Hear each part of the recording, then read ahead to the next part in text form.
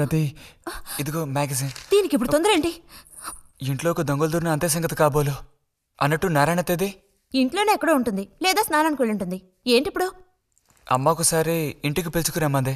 ఎవరిని? నిన్ను కాదులే, నారాయణత వాళ్ళని. ఎందుకని? అది ఇంట్లో ఏదో విశేషం అంట. విశేషమా? ఏదో ఉందంట. ఏంటి అంత పెద్ద విశేషం? శాంతి ఉంది కదా, ఆ అదే మన శాంతి. అవును, శాంతి. శాంతి త్వరగా చెప్పు బుజ్జి. నేను నీ చెవిలో చెప్తాను. శాంతి శాంతి ఉంది కదా, శాంతికి విశేషం.